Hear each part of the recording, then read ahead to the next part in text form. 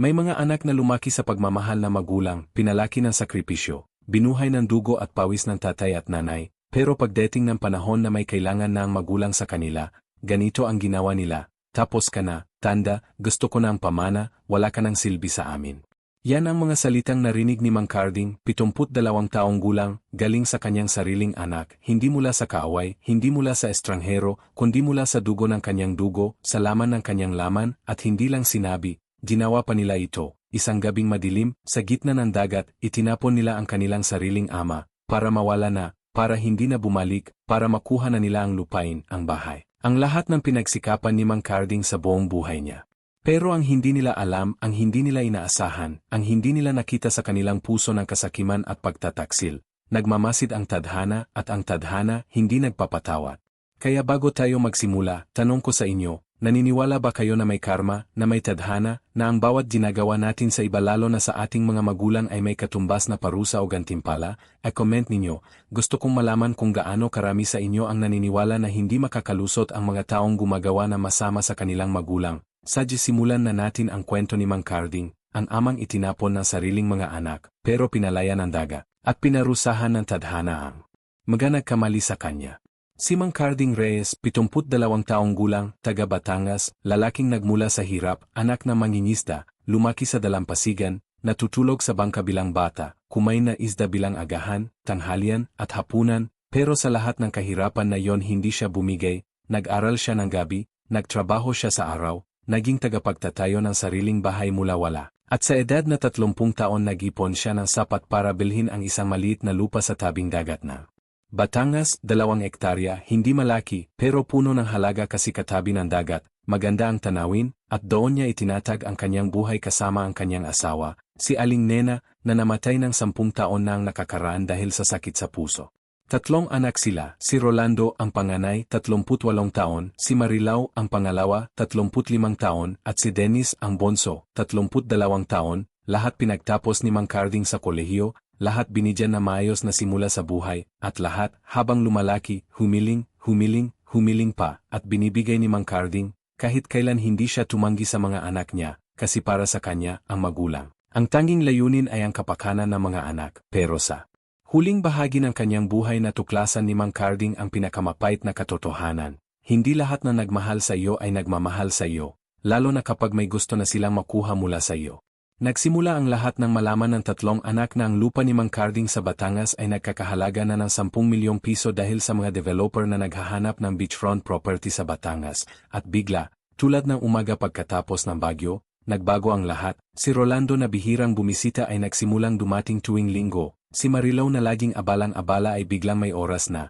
Si Dennis na hindi tumatawag ay bigla na may load. At sa simula, naisip ni Mang Carding na baka naman nandoon ang pagbabago, baka naman nagmature na ang mga anak niya, baka naman naramdaman nila ang pagkakamali nila, at natuwa siya, natuwa ng husto. Pero hindi nagtagal, nagsimulang manghimasok ang 3 anak. Itay, abenta na natin ang lupa, hati-hati na tayo, sabi ni Rolando. Itay, matanda ka na, kailangan mo ng pera para sa ospital. Sabi ni Marilao. Itay, dito ka na sa amin manirahan, hindi mo na kailangan ng lupa mo, sabi ni Dennis. At tuwing tumutugon si Mang Carding na ayoko pang ibenta, dito ako ipinanganak, dito ako mamamatay, kasama ang alaala ni nanay ninyo, nagagalit ang mga anak, nagtatampo, nagbabanta, at anti-unting naramdaman ni Mang Carding ang malamig na hangin ng pagtataksil na papalapit sa kanya. Parang alon na mula sa malayo, nakikita mo na, nararamdaman mo na ang lakas, pero wala kang magagawa kundi hintayin ito. Isang gabi, Nobyembre, tag-ulan, pumunta ang 3 anak sa bahay ni Mang Carding, may dalang alak, nagpanggap na nagbibigay ng pagbati, ininom si Mang Carding, pinagod, pinatulog, at nang gisingin siya, nasa bangka na siya,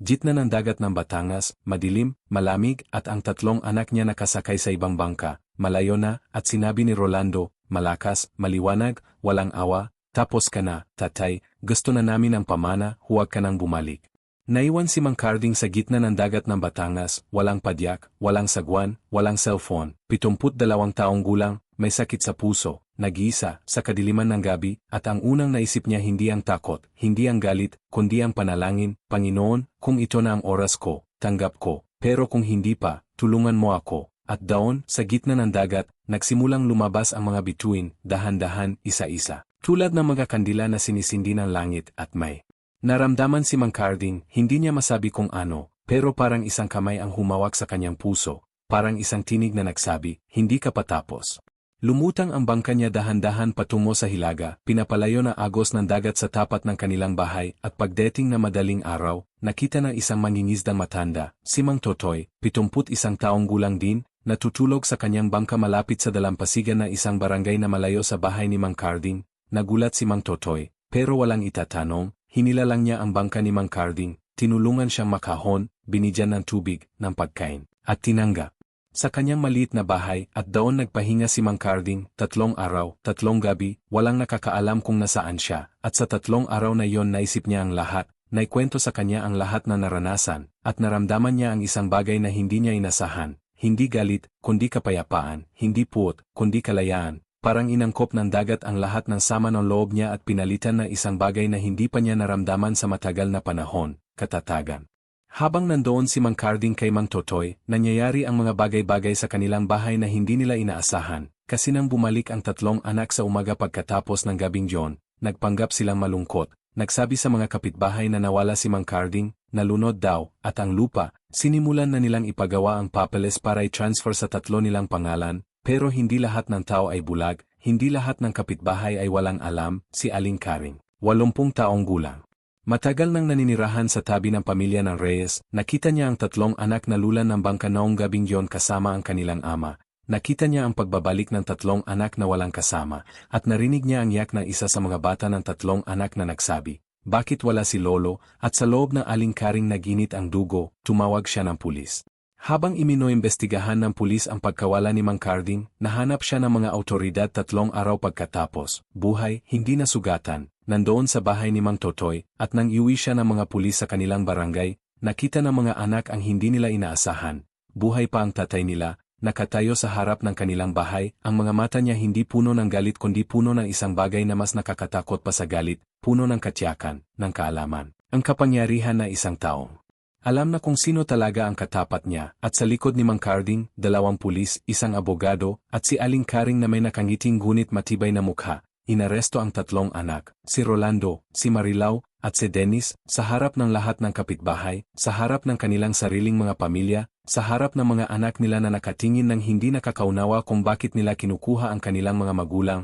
at ang kasong inaraos laban sa kanila, attempted murder, parricide, at ang ebidensya, napakalakas, ang bangka na ginamit nila, ang mga saksi sa dalampasigan, ang pagtatago nila ng katotohanan, ang mabilis nilang pagproseso ng mga papeles ng lupa. Lahat nandoon, lahat nagsisilbing patunay ng kanilang pagtataksil. Sa korte, nang tanungin si Mang Carding kung ano ang gusto niyang mangyari sa kanyang mga anak, tumayo siya dahan-dahan, tumingin sa 3 anak niya na nakaupo sa likod ng rehas, ang mata niya hindi nagalit, hindi nagpakita ng kasamaan, at sinabi niya na mahinahon, hindi ko gusto ang kaparusahan nila para sa akin, gusto ko ang kaparusahan nila para sa aralin na matutunan ng lahat ng anak na naisip nilang mahari nilang ipalit ang buhay ng kanilang magulang sa pera. Nayak ang buong korte, nayak ang abogado, nayak pati ang hukom, nayak ang 3 anak ng gayon ay nagsisisi, at nayak din si Mang Carding, hindi dahil sa kalungkutan kundi dahil sa kahihinatnan na isang sakripisyo na hindi niya inasahan. Ang kanyang mga anak na pinalaki niya sa pagmamahal ay nahukuman ng 7 taon sa bilangguan,